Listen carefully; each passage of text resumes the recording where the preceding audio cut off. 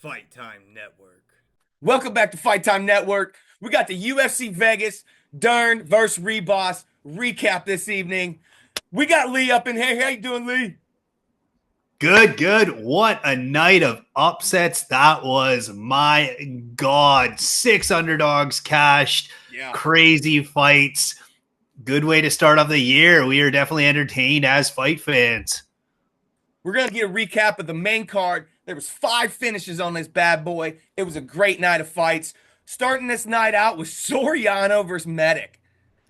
Who expected Soriano to come out banging like that?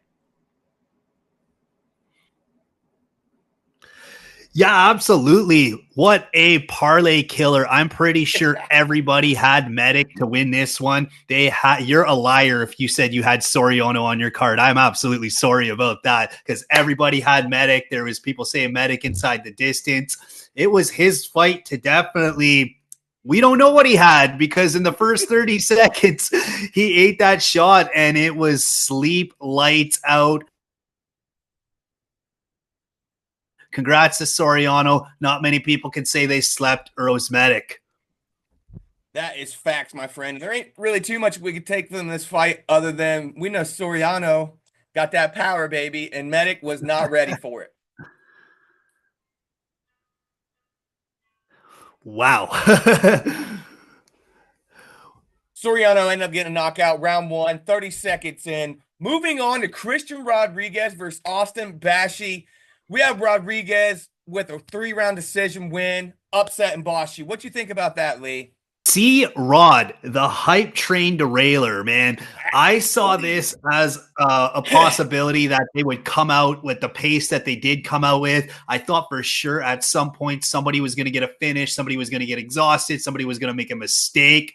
Bashi certainly had an argument to potentially win. The skills are there if they are developed, but C-Rod's just too much. They're putting all these hype guys in front of them. It's about time the next one gets a ranked opponent.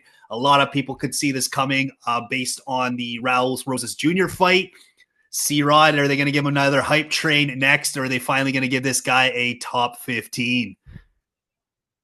You're not kidding, man. I say you give him a top 15. He might even have one more fight, but how can you deny him asking for anything and not giving it to him?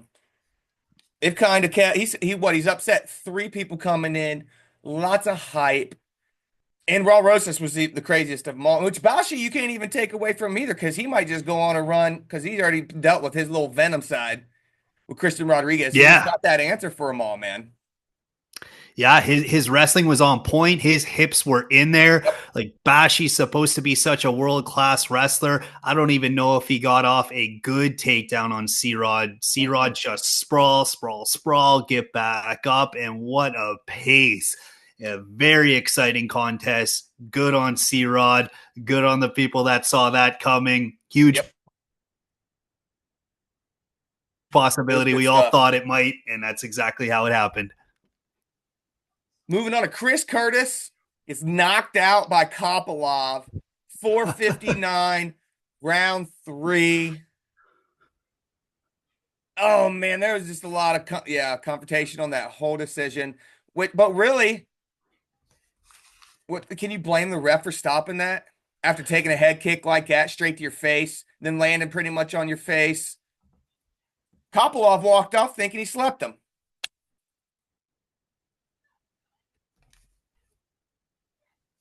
Yeah, Mark Smith, he really did screw Chris Curtis in a sense that, I mean, it's 1 second to go. It's likely that Chris Curtis is not going to get the W. He was going to probably lose a decision to Kopylov based on the first 2 rounds. I mean, there could have been an argument for a crazy judge decision. I think it would be a little bit controversial if it did go to Chris Curtis. But nonetheless, the reason why Chris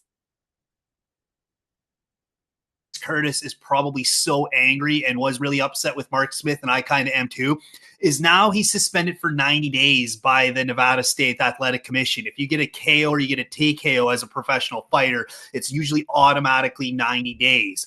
So not only can he not get a quick turnaround, but now he can't be in the gym training. He's got a lot of guys that he on his team in Vegas at Extreme Couture that he would like to help them throughout their fights, like Sean Strickland has got a big championship fight coming up there, Yeah, and he loved to be. huge. He can't even be in there training with them for the next 90 days. So I see how frustrated he was. Not only does he get handed a loss, but Mark Smith could have let him go 1 second, and maybe he would have got a week suspension depending on how bad he is. But good on Kopylov, man. He was piecing him up. Chris Curtis was in there with the counters. Like, it was very, very close for a So little here's my while. thing, man. The ref is supposed to, does it matter if there's 2 seconds left? Does it matter if there's 1 second left? When a ref feels like he needs to stop a fight, they stop a fight. I don't care if there's 30 seconds left, 2 seconds left. He jumped in, saved the fighter. When he turned around to maybe look at him, he didn't know if Kopylov was coming in with a knee going to lift him up or an uppercut or something flying across. He protected the fighter. I just got to let that roll. It's part of the game. Should have never been in that spot. And he got head kicked. It's pretty much a knockout, dude. I don't care if there's 1 second left or a minute left. He wasn't surviving after that. Oh, I totally see your point. He was definitely skating backwards. He came to a knee, and you're absolutely right. If Kopylov would have came in, it would have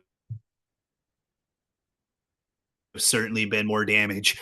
It's a shame for Chris Curtis. Yes, He's sir, it got is. a little bit more of a wait before we see him back in action.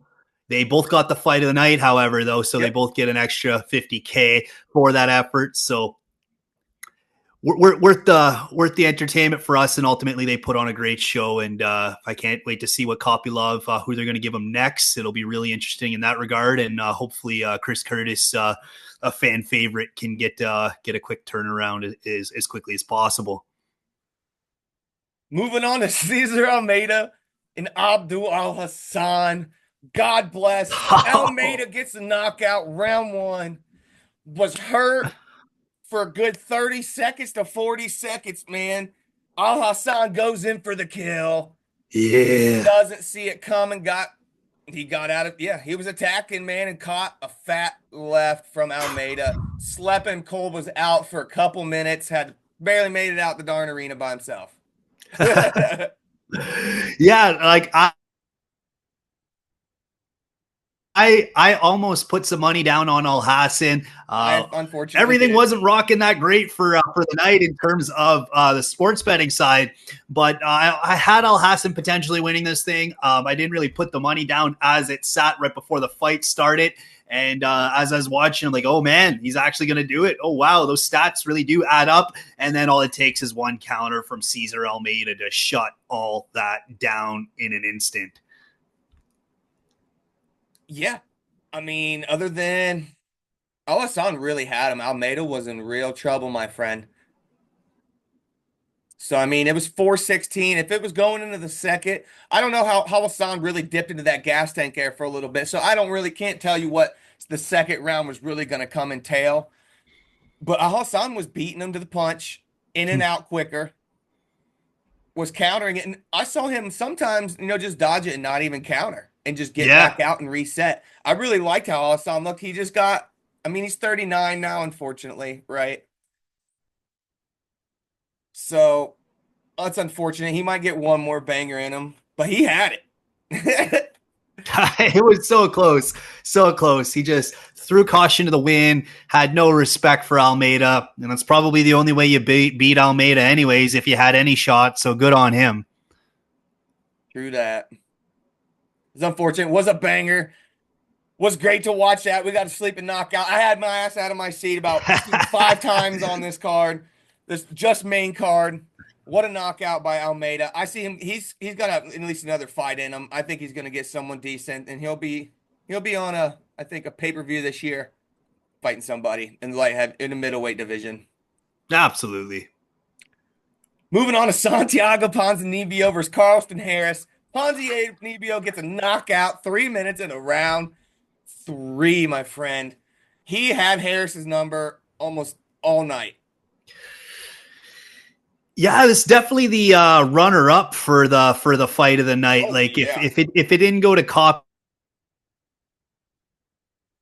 and Chris Curtis, it certainly would have went to these two.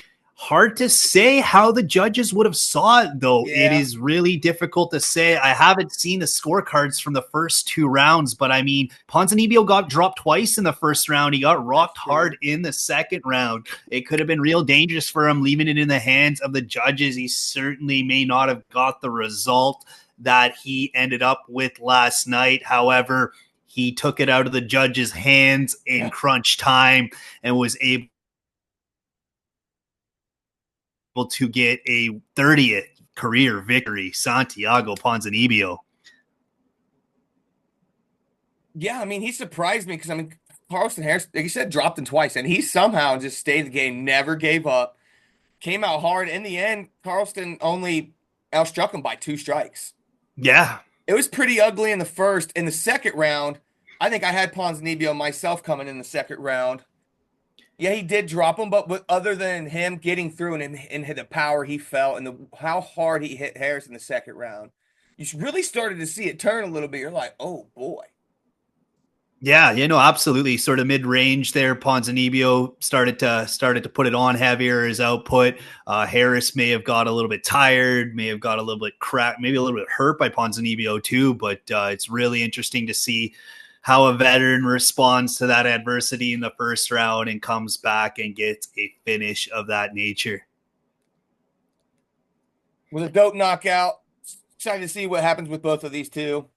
Moving on to the main event, Mackenzie Dern gets a third round submission armbar against Ribas, man. Sat there and just ate at it for like 30 seconds. Was nothing Ribas Yeah. could do. Once she was in there, it wasn't going, my friend. She held onto that arm for a minute and worked it. Pretty much trapped her into a point to where Ribas was inevitably going to make a mistake in that position. Far off to the left, tight in, and cranked that baby back in the last 10 seconds. 4 seconds to go. Proved everybody wrong. Underdog cashes at the first UFC fight night, Lee. What's your little analysis on this? Well, we had that 1919 going into the third. I mean, both girls spent their round. The first one, Mackenzie was on top, spent the first round on top of Ribas. The roles were reversed for the second round. However, Mackenzie Dern is very, very dangerous from regard. I guarantee you, Ribas was not enjoying the second round. However, Oh, in no. MMA, when you're on top, you're winning. Right? So 1919, Mackenzie Dern certainly did win that third round, and she landed a takedown. Isn't that something for all of for everything that is shocking over the course of this UFC fight night? Mackenzie Dern grabs that takedown in the third, and yeah, she's able to finish it. Man, it's her first armbar finish in quite a while. She was quite famous for that when she first started her UFC run. It's been a while since we've seen a finish from Dern, so it's good to see. And when you're in mount and you're trying not to get punched in the face, the first thing you do is give up your arms, and ultimately Yep. you don't got much of a choice with a grappler like Dern. Either you're gonna get your face smacked in or you're gonna get armbarred, and she picked the armbar. Crazy is this fight literally happened exactly like my research and what I watched from the first fight. Saw Ribas really struggling in the third. She didn't end up on bottom though in the third, so it was a big game changer. I'm saying literally, if the first time they fought 5 years ago was five, I think Modern would have ended up almost in the same bout or got that in the fourth round.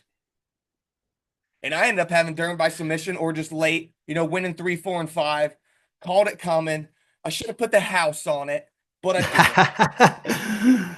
Since she's plus 700 by submission, which is crazy to think a high level Brazilian BJJ black belt of modern Yeah, status would have a plus 700 as a submission for one, which was yeah. crazy. Good start for 2025. Oh, it was fire. All right, y'all. Well, that is your UFC Vegas recap. First fights of the year. See y'all next time. Fight Time Network.